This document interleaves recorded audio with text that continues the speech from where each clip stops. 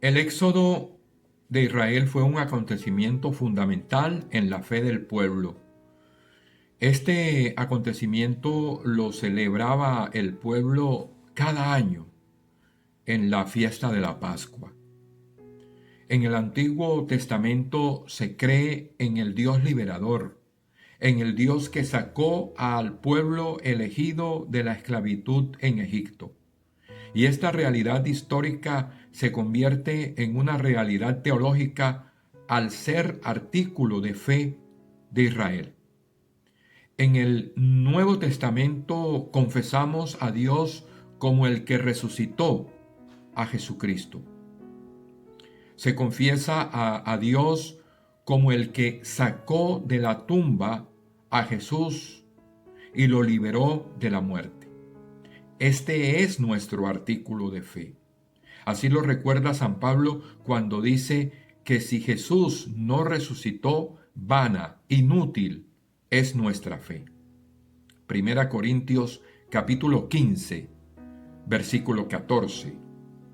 En ambos casos, el éxodo de Israel y la resurrección de Jesús, se habla de Pascua, de salir de una situación de esclavitud, de servidumbre, de muerte y pasar a una situación nueva de libertad y de vida. La realidad antropológica de la Pascua la vivimos todos los seres humanos en el desarrollo de nuestra historia personal, cuando crecemos y vamos pasando de una etapa de nuestra vida a otra, cuando dejamos de ser niños y pasamos a ser adolescentes, luego jóvenes, adultos y entramos posteriormente a la época de la vejez. La vivimos también en nuestra realidad intelectual, cuando a través del estudio vamos dejando atrás niveles inferiores para ir llegando a niveles, a estadios superiores de conocimiento y de experiencia de vida. De esta manera, la Pascua es una realidad que nos acompaña durante toda nuestra vida. Pero entre la salida de una situación y la entrada de otra diferente hay una travesía. Volviendo a la realidad teológica del éxodo de Israel, consideramos que entre Egipto y Canaán, la tierra prometida, se interpone un largo camino por el desierto. En ese caminar enfrentamos realidades que muchas veces tratan de impedir nuestra marcha, nuestro avance. El pueblo liberado tuvo que enfrentar carencias. No tenían alimentos, no tenían agua. Se le presentaban dudas, angustias, incertidumbres, protestas, intentos de querer regresar a la tierra de la esclavitud. En ocasiones el pueblo en marcha percibía que Dios lo había abandonado. Todo esto no lo vivimos nosotros como cristianos en nuestro itinerario de fe. Vivimos en permanente éxodo, no en un solo éxodo, sino en muchos éxodos.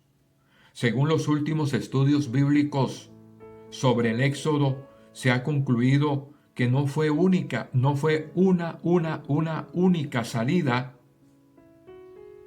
de Israel en Egipto, sino que fueron varias salidas, varios éxodos.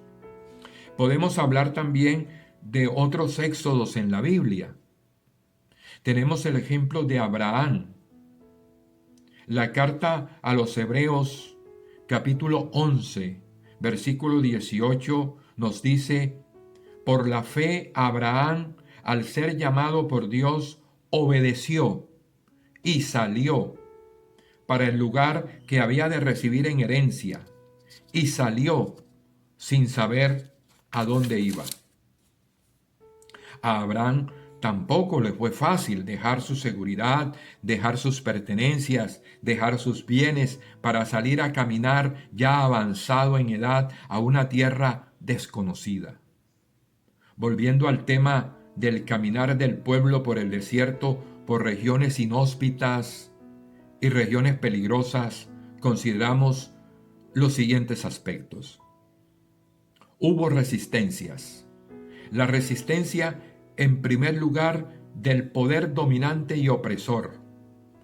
La podemos llamar una resistencia externa. Éxodo capítulo 7 y 8. Esta resistencia externa está representada por el faraón y por sus fuerzas. No le fue fácil a Moisés convencer a Faraón de dejar salir a su pueblo. Pero hay otras resistencias, las resistencias del pueblo. Durante 40 años atravesando el desierto, el mayor obstáculo que tuvo que enfrentar el pueblo fue la resistencia del mismo pueblo. Generalmente el ser humano prefiere la esclavitud con pan. El pueblo manifestaba preferir la vida segura en Egipto, aunque fuera en servidumbre, que las penurias vividas en el desierto. En Éxodo 14, versos 11 y 12, cuando el pueblo estaba llegando al mar, ven que es un obstáculo infranqueable. Y veían al ejército egipcio acercarse, y desesperados protestaban contra Moisés. ¿Nos has traído al desierto a morir? En el capítulo 16 de Éxodo se quejan porque tienen hambre. En el capítulo 17 se quejan porque tienen sed. Y en el libro de los Números 16, versos 12 al 14, hubo hasta un intento de asonada contra Moisés. Con las resistencias externas e internas debemos contar siempre. Nuestros caminos no están despejados de obstáculos ni de piedras. Siempre hay algo o a alguien a quien enfrentar y vencer. El pueblo venció esas resistencias porque confiaban en Dios. Y Dios los ayudó, no los desamparó. Esas resistencias externas e internas, siendo que con frecuencia las resistencias internas son más graves, cuando yo mismo me creo incapaz de enfrentar una situación o cuando el miedo me impide afrontar un obstáculo para poder llegar a la meta que me he propuesto. Hay personas que se bloquean a sí mismas. El libro del Éxodo nos enseña a trascender, a no dejarnos vencer por nuestros pensamientos negativos, por aquello que nos paraliza. El yo no puedo. El yo no puedo nos paraliza. Nos hace incapaz de avanzar.